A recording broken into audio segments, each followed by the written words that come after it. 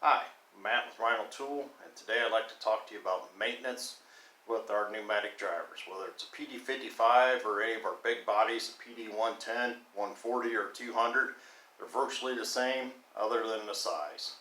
Today I've got a PD55 sitting here on my workbench, and I have a used body and a used piston.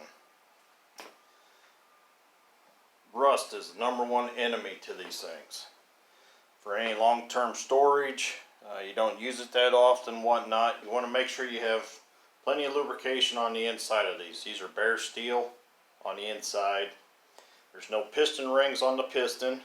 Everything is built with just a tight tolerance between the body and the piston that allows those to work.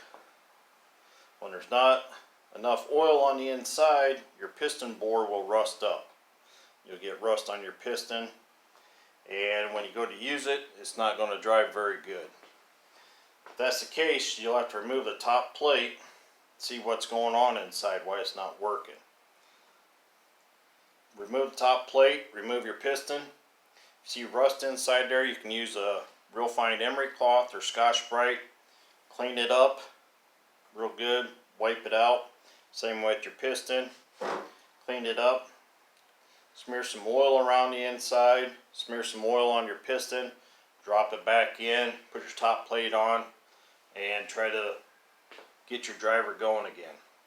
It should take off once you do that. Don't go crazy with an engine hone, because these are built with such a tight tolerance. When you take an engine hone to it, you'll take that tolerance out to where this won't even work, period. Air will just blow out through the bottom. It'll come out around your master chuck, and it won't do any pounding whatsoever. Another thing to look for when you take it apart is any deep scarring, gouging on the inside. Again, you can take some emery cloth or Scotch-Brite, try to clean it up. If you got any scarring on the inside that's opposite from your air inlet, that is debris that's been sucked in through or blown in from your air hose because you drug your air hose on the ground. You should always shake this out before you hook it up to the driver so you don't blow any debris inside and damage the inside. Important thing for these is lubrication. Run in a FRL, which is your water separator lubricator that we recommend. Crack this open, that way it can drain any moisture out of your airline, and make sure you have lubrication. Air tool oil, or the proper oil that we recommend in these, and you have your setting right so it's getting lubrication non-stop. Without lubrication, these things will lock up just like your car engine will. So, like I said, there's not much to these pneumatic drivers for maintenance, so you just make sure there's no rust inside and you have proper lubrication.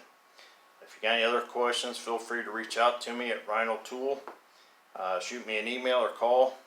My email is service@rhinotool.com, and I'll be glad to help you out and see what we can do for you. Thank you.